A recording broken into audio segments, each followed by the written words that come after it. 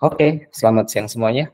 Kita lanjut untuk pembahasan solid principle yang prinsipal yang ketiga ya, yaitu list substitution principle. Apa itu? Itu adalah suatu prinsip yang dinamai Liskov dari seorang yang bernama Barbara Liskov yang menjelaskan tentang prinsipal ini di buku yang ditulisnya. Gitu. Dan ini cewek ya, Barbara Liskov. Gitu. Di sini dijelaskan bahwa object should be replaceable with their subtypes without affecting the correctness of the program. Jadi suatu objek itu bisa diganti untuk childnya atau di dalamnya itu subtypes-nya itu bisa diganti, tapi penggantian subtypes itu tidak boleh merubah nilai kebenaran dari suatu program gitu. Kemudian kita akan memulai dari pemahaman apa itu inheritance, karena memang semua OOP language itu pasti memiliki basic feature yang namanya inheritance, dan inheritance itu adalah is relationship ya. Jadi kayak misal di sini kayak inheritance tuh kayak model car, awalnya dia car, dari car ini bisa punya banyak tipe, jadi ada hatchback car, ada racing car, dan lain sebagainya. Di sini juga ada bird juga, bird itu bisa berupa burung elang, burung cendrawasih, atau di sini kita kasih contoh ostrich ya. Kemudian ada juga kita kasih contoh yang ketiga, adalah bahan bakar. Bahan bakar ini banyak ya macamnya. Di sini kita ngambil salah satu bahan bakar di Indonesia aja, yaitu Pertamax Turbo gitu, sebagai contohnya. Oke, kemudian di sini kita fokusnya ke bird ya, bird dan ostrich gitu. Karena bird ini secara hierarkinya, secara bawaannya adalah bisa terbang gitu. Yang namanya burung pasti bisa terbang. Akan tetapi si ostrich ini nggak bisa terbang. Jadi kita ngebuat satu kelas namanya bird, dan bird itu bisa kita tambahin satu functionnya can fly, satu atribut can fly. Kemudian yang namanya inheritance kan harus ngambil sifat-sifat dari parents-nya gitu.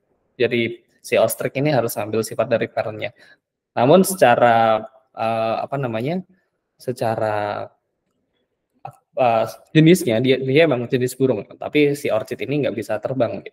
Nah, karena si orchid ini nggak bisa terbang, si orchid ini tidak termasuk ke prinsipal Liskov karena mengubah nilai kebenaran dari si burung ini. Harusnya yang namanya burung ya bisa terbang. Jadi walaupun secara inheritance bird sama ostrich ini berhubungan, akan tetapi secara Liskov principle dia tidak berhubungan karena tidak memenuhi kriteria di kelas burung, karena burung harus bisa terbang kayak gitu. Jadi di Liskov principle ini adalah lebih dari is a relationship gitu, nggak cuma segala burung itu tergolong termasuk dalam Liskov principle kayak gitu.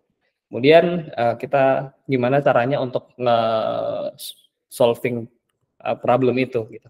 Kita ada satu problem di sini, ada yang namanya mobil dan mobil balap, car dan racing car gitu. Karena semua mobil itu punya kabin ya, pasti ada yang namanya kabin, dan kabin ini lebarnya bervariasi gitu.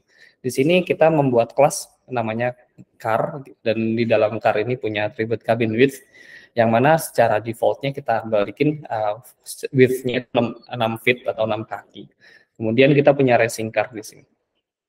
Di racing car ini, karena si racing car ini nggak punya kabin, karena penamaannya berbeda, jadi si racing car ini namanya adalah cockpit gitu. Karena perbedaan nama ini, kita harus melihat berarti si racing car ini kita nggak bisa nge-inheritance dari car gitu. Karena memang keduanya berbeda secara lebar interiornya gitu. Akhirnya bagaimana caranya kita menggunakan Liskov principle ini ke dalam suatu masalah implementasi mobil ini, yaitu menggunakan kita atur ulang untuk susunannya gitu. yang awalnya si racing car ini adalah anaknya dari car. Nah, kita melihat dari point of view yang lebih luas gitu. Kita menganggap kedua kendaraan tersebut adalah vehicle gitu, tipe vehicle gitu. Jadi yang namanya kendaraan atau vehicle itu pasti punya lebar interior gitu. Apapun kendaraannya itu pasti punya lebar interior gitu. Makanya kita ngebuat kelas yang lebih gede lagi. Jadi kita ngebuat parent-nya lagi, parent dari si car yaitu vehicle. Nah, di vehicle ini kita ngebuat default interior width-nya 8 kaki gitu. Dan seperti ini kita akhirnya bisa mengklasifikasikan kedua barang tersebut antara car sama racing car menjadi suatu kelompok vehicle. Nah, di sini akhirnya yang sebelumnya car itu adalah parent, sekarang car itu adalah uh, child dari vehicle, gitu. Salah satu child dari vehicle. Akhirnya di sini karena mobil itu punya cabin width, jadi otomatis kita bisa nge-override si interior width dari vehicle menjadi cabin width punyanya car. Gitu. Sedangkan dari racing car, kita nggak perlu pusing lagi karena racing car juga punya interior width yaitu cockpit. Jadi otomatis di racing car, sorry ini harusnya extend vehicle ya, sorry bukan extend car. Jadi si racing car ini ketika dia nge-extend si vehicle, otomatis interior width dari racing car itu bernama cockpit. Jadi kedua kelas tersebut bisa memiliki interior width yang sama seperti itu. Nah, kemudian ada permasalahan kedua yaitu tell don't ask, yaitu kita harus memberitahukan sifatnya kelas yang di Liskov ini, kita harus memberitahukan tanpa bertanya gitu. Jadi kita bisa melihat dari function yang sebelah kiri get interior width, yaitu di situ kita memberikan suatu array yaitu vehicles. Di vehicles itu ada instant car, 2 instant car dan 1 instant racing car. Ketika kita melihat sebelumnya di car sama si racing car, di sini ada cabin width sama cockpit width. Ketika kelasnya masih terpecah masing-masing seperti ini, kita harus ngecek satu persatu sih. Di dalam loop for itu kita melihat vehicle of vehicles, di situ kita perlu untuk ngecek kembali apakah si vehicle ini instannya racing car. Kalau iya kita ngecek lagi nih apakah si vehicle-nya itu punya cockpit gitu. Kalau punya berarti kita nyatet si namanya vehicle cockpit. Nah, kalau enggak baru kita nyatet yang namanya cabin width. Dan dengan metode seperti ini tidak tidak baik atau tidak bisa dijadikan contoh sebagai Liskov ya, tidak memenuhi kondisi. Karena apa? Karena di dalamnya sini kita perlu nanya dulu nih, emang di dalam racing car tuh ada, di dalam vehicle itu memasuk instannya racing car, apakah di dalam itu ada cockpit width kayak gitu. Jadi kita perlu nanya dulu. Nah, sedangkan di Liskov kita harus menjelaskan sih, harus langsung menjelaskan tanpa function lain mempertanyakan gitu. Jadi kita bisa melihat bagian picture yang sebelah kanan, yaitu ketika car itu extend vehicle yang tadi kita udah define terlebih dahulu vehicle.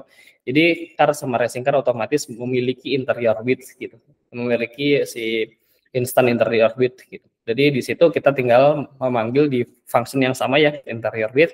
Di situ kita masukin vehicle yang sama dan ketika loop for kita tinggal manggil vehicle interior width tanpa mempertanyakan apakah di situ punya cabin width atau cockpit width gitu. Jadi dari sini kita udah bisa ngerti bahwa hal-hal dari yang dimiliki racing car sama car itu otomatis sama gitu. Walaupun secara namaan mungkin berbeda, tapi mereka kedua kelas tersebut memiliki properti yang sama yang bisa digunakan. Dan seperti ini adalah objek yang bisa dirubah secara subtypes-nya atau child-nya bisa dirubah tanpa ngerubah nilai kebenaran dari suatu function seperti itu. Terima kasih. Oke, yang simple. Tadi berhubungan dengan menjelaskan mengenai resolve substitution ya, principle. Bedanya sama yang sebelumnya, sama open close principle dan single exclusive principle itu di mana? Apakah itu 3 hal yang berbeda atau 3 hal yang bisa dirius bersama atau gimana? Siapa dapat lagi, Mas? Sebenarnya tiga-tiganya ini bisa berjalan bersama ya, bukan hal yang berjalan masing-masing gitu. Jadi ketiganya ini bisa berjalan bersama-sama ketika kita mengimplementasi Liskov, kita juga bisa otomatis bisa menggunakan metode open close juga di sini seperti itu. Karena memang intinya dari beberapa prinsip di sini kan masalah inheritance ya. Jadi prinsip yang digunakan itu sebenarnya sama semuanya dari inheritance. Cuman dengan metode dengan prinsip-prinsip yang ada di sini itu lebih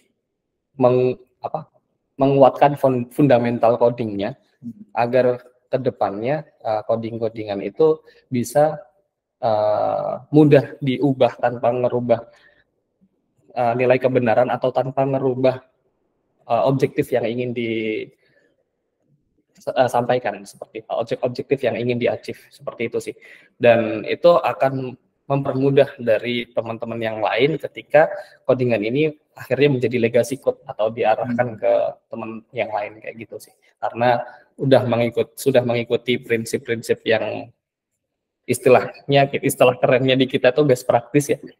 Jadi kita karena udah mengikuti best practice di Solid ini, harapannya orang ketika melihat codingannya itu udah ngerti bahwa ini sebenarnya implementasi dari salah satu prinsip yang ada di Solid. Oke.